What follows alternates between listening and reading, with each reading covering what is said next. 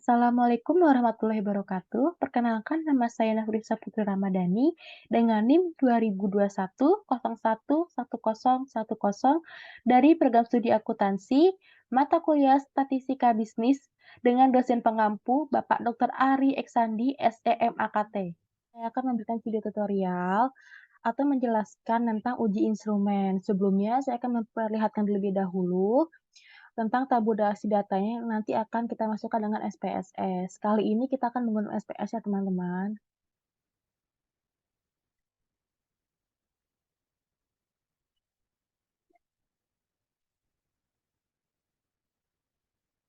Oke, di sini sudah terlihat ya tabulasi data yang nantinya kita akan masukkan ke dalam SPSS-nya atau dalam part-part yang akan kita gunakan. Yang pertama di sini ada variabel Y, terdapat LA1 sampai dengan LA8. LA itu merupakan line accounting. Tabulasi data seperti ini tidak harus sama, tapi yang penting kalian, pernyataannya tepat. Sini sudah terlihat ya ada variabel Y dengan LA sampai dengan L8, terus ada variabel X yang juga, eee, variabel X yang pertama ini merupakan pernyataan continuous improvement, ada CI1 sampai dengan CI8. Kemudian variabel X yang kedua, yaitu ada VSC1 sampai dengan VSC8 atau value stream cost, dan kemudian ada variabel X yang ketiga, yaitu BSC atau balance scorecard, 1 sampai 8 juga. Kemudian ada variabel yang X yang keempat, yaitu just in time. Ini ada 1 sampai dengan 8 juga. Kemudian langsung saja kita masukkan ke dalam SPSS-nya ya. Oke, di sini terlihat ya. Di sini udah saya masukkan, ini sebelumnya klik variabel view terlebih dahulu, kemudian masukkan nama-nama variabel tadi, ada A1 dengan LA8, CI1 sampai dengan CI8, VSC1 dengan VSC8, BSC1 dengan BSC8, kemudian JIT1 dengan JIT8. Sebelumnya kita ubah dulu di sininya, pastikan desimalnya sudah 0 semua. Ini sudah 0 semua ya teman-teman. Kemudian untuk measure jangan lupa scale dalam posisi scale semua, oke. Kemudian kita langsung masuk ke data view. Data view ini kita masukkan variabel atau range, isi dari variabel tadi. Oke, kali ini kita akan mulai saja. Kemudian pertama kita klik analysis. Oh ya, ini sebelumnya masukin semua datanya ya yang kalian punya masing-masing nih. Sampai dengan seluruhnya. Kemudian kita langsung aja kita klik analysis, kemudian kita pilih yang scale, kemudian kita pilih yang reliability analysis. Kenapa kita pilih reliability analysis? Karena di sini kita akan melihat, dari, bentuk reliability, yaitu untuk menguji validitas dan uji reliabilitasnya. Oke, sebelumnya instrumen ini juga penting dilakukan ya teman-teman, untuk penelitian yang sumber datanya berasal dari kuesioner. Oke, kita langsung masuk aja ke reliability-nya ya. Sini, kita pilih nih, kita akan memasukkan, variabel yang mana dulu. Pertama langsung saja kita coba, dari LA ya, pertama LA kita pindahkan ke sini, LA1, LA2, LA3, LA4, sampai dengan LA8 ya teman-teman. LA6, 7, dan 8. Jangan lupa diurutkan ya, 7, 6-nya kita naikkan, 6, 5-nya kita naikkan lagi, oke. Sudah data 1, 2, 3, 4, 5, 6, 7, 7-nya udah 7, 8. Kemudian di sini kita pilihnya alpha ya, kalau udah dalam bentuk alpha sudah nggak usah diapa-apain lagi. Kemudian langsung saja kita klik statistik di sini, jangan lupa statistik. Kalau udah, kita pilih di sini dalam kolomnya atau kolom reliability analysis statistik, kita klik di bagian descriptive form-nya, kita ubah dalam bentuk scale if item delete. Kita checklist ya. Kemudian pada kolom enter atau it item-nya, kita pilih yang correlation di sini. Kalau sudah, langsung saja kita klik continue di sini yang paling bawah, yang lainnya tidak perlu diperlukan tidak perlu dipilih ya, kita klik continue, lalu kita klik OK. Oke, di sini sudah terlihat ya untuk, item total statistiknya di sini. Ini merupakan, hasil dari uji validitas variabel LA-nya ya teman-teman. Dalam uji validitas ini berguna untuk mengetahui kevalidan atau kesesuaian kuesioner yang penelitian gunakan untuk memperoleh data responden. Untuk butir pernyataan yang tidak valid, hal yang perlu dilakukan adalah mengganti butir pernyataannya dengan pernyataan yang baru atau bisa juga dengan menghapus butir pernyataan yang dilakukan oleh SPSS-nya. Kemudian kita lihat saja langsung yang reliability variabelnya, yaitu uji reliability yang ini ya. Di sini sudah lihat ya dengan 100% di sininya. Nih yang ini ya, reliability statistik di sini. End of item-nya 8 karena dia ada 8 variabel, tadi ada 8 isinya. Kemudian di sini ada crown batch alpha-nya sebesar 648 ya. Pada tabel ini, eee, dinilainya yaitu 0,648 ini yang ininya, atau lebih dari 0,197, maka dapat disimpulkan kuesioner yang digunakan dalam penelitian ini keseluruhan bersifat reliable ya. Secara umum, reliabilitas digunakan untuk mengetahui tingkat kekonsistenian kuesioner yang digunakan oleh peneliti dalam menghasilkan data walaupun kuesioner digunakan kembali di waktu yang berbeda dengan responden yang berbeda. Untuk, variabel yang lain itu bisa diulang dengan cara yang sama ya, seperti tadi, seperti kita ya misalkan kita coba lagi untuk di variabel misalkan kita coba di variabel CI ya, kita klik lagi analysis, kita pilih scale lagi, reliability analysis lagi, kalau mau ganti kita tinggal pindahkan saja yang variabel yang di sininya untuk mengganti variabel yang baru untuk melihat variabel lainnya.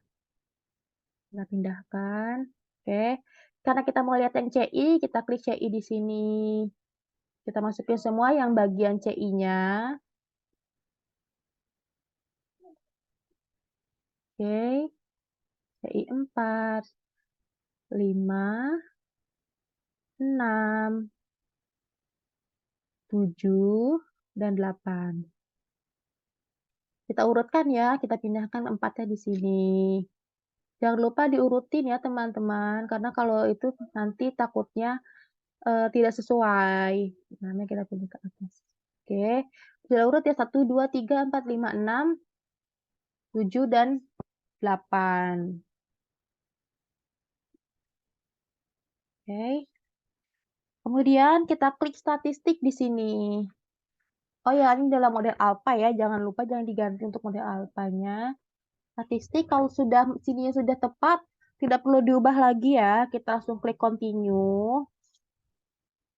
Oke, kita oke aja langsung. Sini terlihat ya, yang pastinya hasilnya berbeda dengan yang variabel LA tadi atau variabel X yang pertama, variabel Y-nya.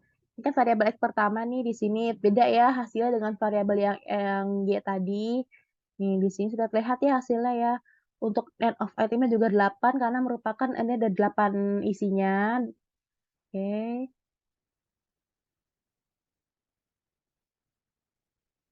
Oke, itu aja untuk uji instrumen kali ini. Terima kasih. Oke teman-teman, kali ini saya akan memberikan tutorial tentang uji asumsi klasik. Uji asumsi klasik adalah syarat-syarat yang harus dipenuhi pada model regresi linear LS agar model tersebut menjadi valid sebagai alat menduga. Penelitian yang menggunakan regresi linear berganda sebagai alat analisis wajib untuk melakukan uji asumsi klasik. Hal ini dikarenakan regresi linear berganda merupakan jenis regresi linear OLS. Regresi linear OLS ini merupakan sebuah model regresi linear dengan perhitungan kuadrat terkecil atau biasa disebut dengan istilah ordinary least square. Dalam tahapan ini, dalam uji asumsi klasik ini terdapat 5 ujinya, yaitu ada uji normalitas, uji heterokedisitas, uji multikolinearitas, uji autokorelasi, dan uji linearitas. Yang pertama, kita akan masuk ke langsung aja kita ke uji normalitas ya, dalam ini, yang uji yang pertama dalam SPSS ini. Oh ya, kita menggunakan SPSS ya teman-teman. Sebelumnya, saya akan memperlihatkan terlebih dahulu tabulasi datanya, nanti kita akan masukkan ke dalam uji asumsi klasik. Oke, sini untuk nah, bentar.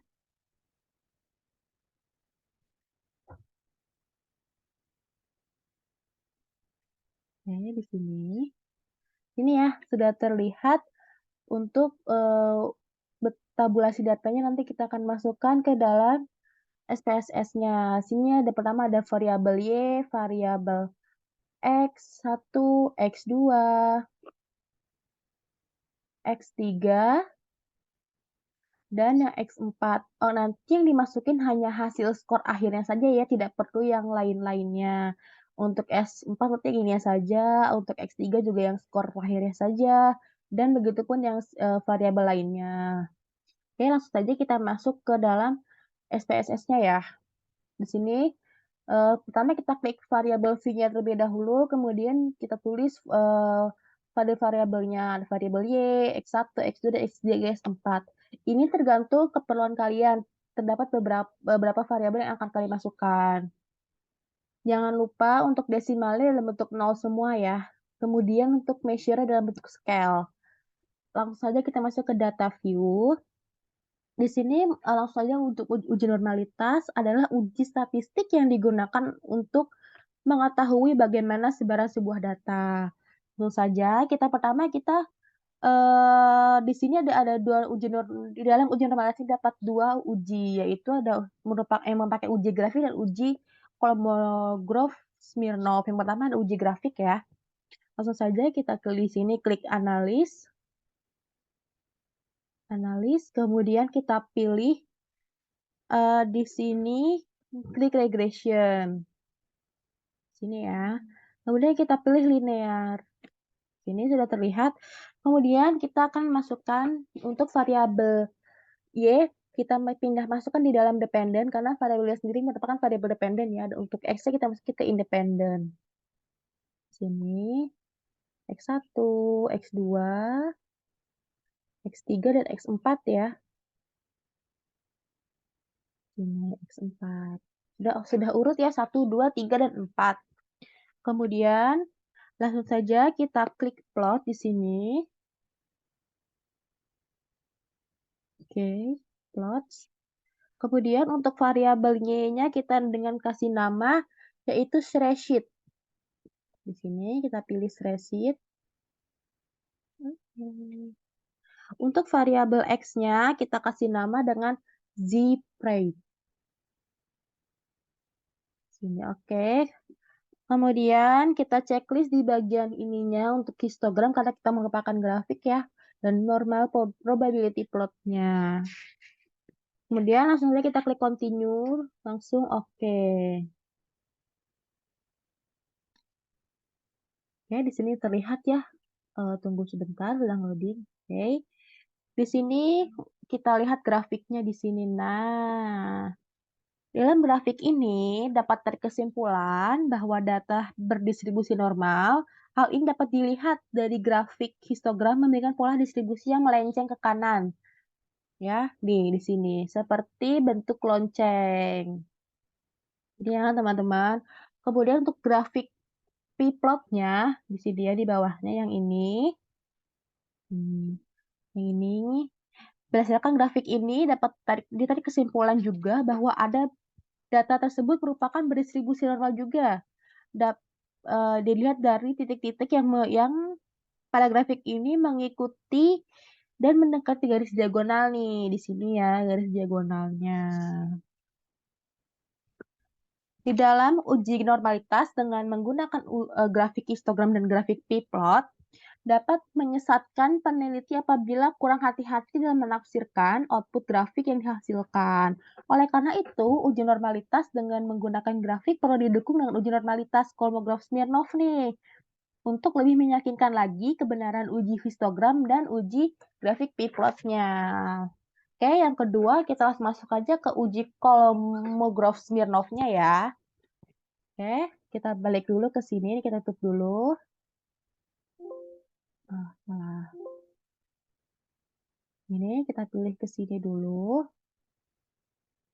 Di sini ya.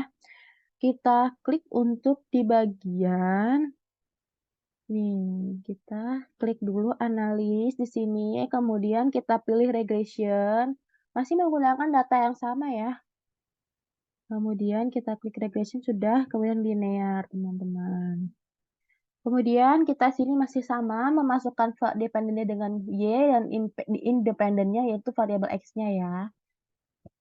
Kalau sudah kita klik save. Nih. Kemudian kita akan mengubah ini untuk kita ubah nih. Jadi yang pertama kita checklist di bagian unstabilizer-nya di sini di bagian residualnya. Uji Kolmogorov ini adalah pengujian normalitas yang banyak dipakai oleh para peneliti karena banyaknya program statistik yang memudahkan proses olah data yang penelitian ini. Saja kita klik OK ya. Kalau sudah di sini kita klik OK. Kita continue terlebih dahulu. Ini kalau yang lainnya tidak perlu di checklist tidak perlu ya. Tidak usah diapa-apain lagi. Continue. Langsung kita klik OK. Nanti untuk hasilnya akan terlihat di sini. Nih, di sini nih teman-teman. Untuk yang ini kita abaikan saja nilainya. Di sini untuk nilai pakai yang ini ya. Kemudian selanjutnya kita klik analis lagi. Kita pilih yang non parametric di sini.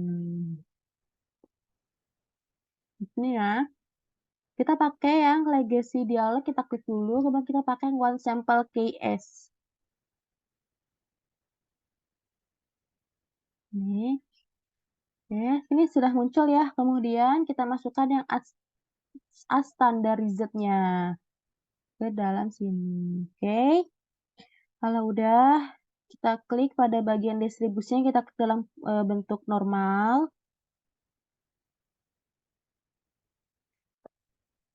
Kemudian langsung kita klik OK ya. Oke, di sini akan terlihat untuk hasilnya. Sini kita cari yang paling bawah kalau untuk setelah loadingnya tadi. Sini. Berdasarkan tabel tersebut, interpretasinya adalah jika nilai assumption-nya di atas 0,05, maka di distribusi data dinyatakan memenuhi asumsi normalitasnya. Kemudian dengan demikian dapat disimpulkan data yang dibahas dalam data ini merupakan data yang tidak normal nih teman-teman. Untuk mengatasinya, bisa dilakukan dengan transformasi data salah satunya, dengan bentuk logaritma untuk masing-masing variabel independen dan variabel dependennya. Kemudian kita masuk di asumsi klasik yang kedua, yaitu ada uji heteroskedasitas. Langsung saja kita mulai. Di sini ya, uji heteroskedasitas adalah uji yang dilakukan untuk melihat apakah ketidaksamaan antara varian dari residual untuk semua pengamatan pada model regresi linear ini. Di dalam uji heteroskedasitas ini terdapat 4 uji, yaitu ada uji Glaser, Parkes, Spearman, dan grafik scatplot. Oke, langsung saja kita mulai dari uji Glaciers. Kita mulai. Bisa kita klik analysis. Kemudian kita pilih untuk regression. Kita pilih lagi untuk linear. Di sini, kemudian sama ya untuk Y, dependennya terus kemudian independen dengan X1, X2, X3, dan X4. Kemudian kita klik save. Kita klik save di sini. Kemudian kita klik pada kolomnya, yaitu kolom residual ini di sini. Kita kliknya unstandardized, kemudian yang lainnya tidak perlu diapa-apakan lagi, langsung saja kita klik continue. Kemudian oke. Ini kita lihat ya hasilnya di sini teman-teman nih. Sama seperti yang sebelumnya, tapi kita tidak perlu lakukan apa-apa lagi ya.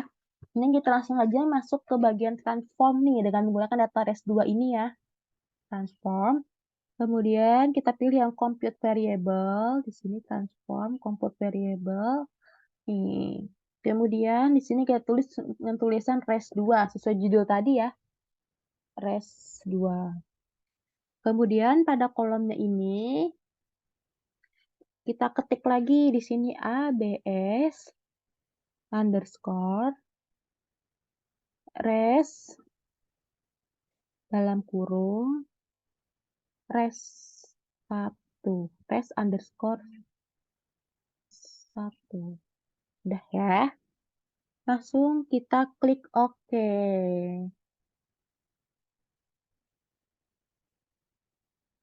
Oke, di sini hasilnya ya teman-teman nih. Di sini di res 2 nih, ya kan. Kemudian kita langsung klik analysis lagi, analysis, dan kita pilih lagi regression. Kita pilih yang linear. Di sini linear. Kemudian nggak usah diubah lagi, atau ini kita ganti dengan menggunakan res 2 tadi, yang data kita pertama tadi, data yang ini nih. Kemudian, terus kita klik oke, oke. Ini akan terlihat hasilnya. Nih, kita cari di koefisien. Nih, di sini nih yang ini. Dan kesimpulannya adalah apabila nilai signifikasinya lebih dari 0,5 di sini, maka tidak terjadi heteroskedis, tampak bahwa semua variabel independennya tidak mengalami segejala heteroskedasitasnya. Kemudian kita langsung aja ke uji yang kedua, yaitu uji grafik scatter plot-nya. Kita balik ke data tadi ya. Kemudian kita klik analysis. Di sini kita pilih regression lagi nih. Regression, kemudian kita pilih linear. Kemudian independen kita ini keluarkan yang res-nya. Kita ganti dengan variabel Y. Oke, kalau udah kita klik plot di sini. Plot, kemudian ini sudah ya untuk ganti dengan kata Y dengan dinamakan spreadsheet dan X dengan kata zprate. Lanjut klik continue. Di sini tidak usah ya untuk yang ini di unchecklist saja. Ini. Nanti kita klik continue. Kemudian kita oke. Oke, di sini akan keluar hasilnya nih. Nih, gambar disebut terlihat titik-titik menyebar secara acak dan tidak membentuk sebuah pola tertentu nih. Karena kan masih acak-acakan nih teman-teman. Titik-titik juga menyebar baik di atas maupun di bawah dengan di bawah angka 0. Nih, masih banyak ya nih di bawah angka 0. Dengan demikian dapat disimpulkan bahwa model regresi ini tidak mengalami heteroskedasitas sehingga model regresi dinyatakan sebagai valid sebagai alat peramalan nih. Kemudian kita masuk dalam uji multikoliniaritas atau uji authentication ketiga. Langsung saja kita di sini. Oke. Masih pakai data yang sama juga, teman-teman. Ini di sini kita klik analysis. Kemudian kita klik regression. Kemudian kita klik linear. Sini. Kemudian ini masih sama ya dengan variabel Y sebagai dependen dan variabel X sebagai independennya. Kemudian kita klik statistik. Statistik dengan ini di-unchecklist saja estimates-nya dan model villa di-unchecklist kita ganti dengan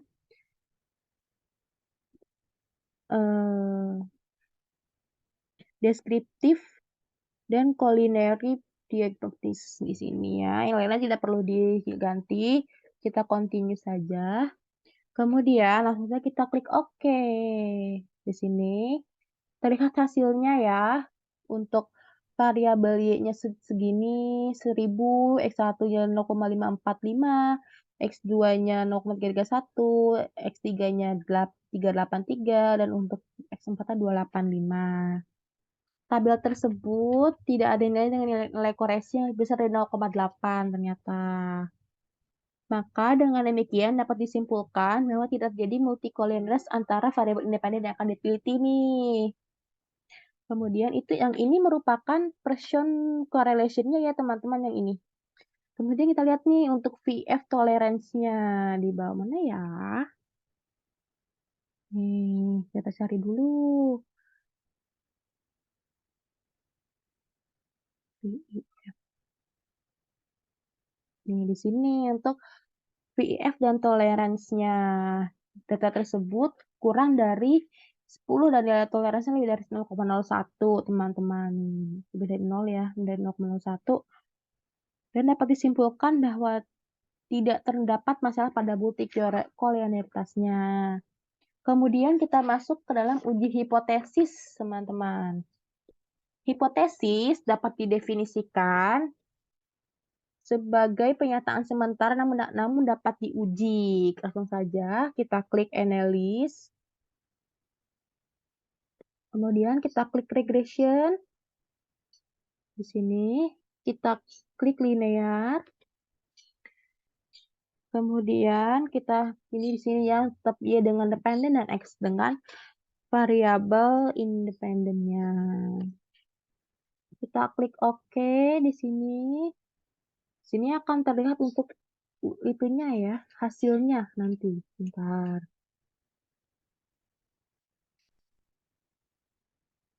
UGF. ANOVA-nya kita cari teman-teman. Karena ini datanya bareng-bareng, jadi semua akan tercampur di sini teman-teman.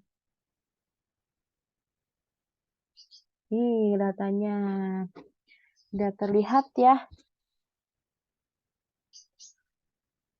Ini merupakan hasil dari berdasarkan perbandingan F statistik dengan F table dan juga berdasarkan probabilitasnya teman-teman. Di sini terlihat ya hasilnya. Dengan signifikasinya 0,00. Oke, langsung saja kita masuk ke dalam uji T teman-teman. Masih menggunakan tabulasi yang sama, data yang sama. Di sini langsung saja kita klik di dalam untuk hasilnya tidak ada di dalam di sini tadi. Di output ini yaitu di dalam koefisien nih yang ini. Uji T ini menjelaskan signifikasi pengaruh variabel bebas secara parsial terhadap variabel terikat, teman-teman. Untuk uji T ini berdasarkan perbandingan T statistik yang ini dengan T-table dan juga berdasarkan probabilitasnya. Oke. Kemudian yang ketiga ada koefisien determinasi dengan hasilnya seperti ini yang model summary, teman-teman. Pada tabel tersebut menunjukkan bahwa nilai adjusted-nya yang ini R-nya sebesar 0,310, artinya bahwa variasi perubahan naik turunnya Y dapat dijelaskan oleh X1, X2, 3, dan 4 sebesar 31%, sementara sisanya yaitu 69% dijelaskan variabel-variabel lain yang tidak diteliti dalam penelitian ini.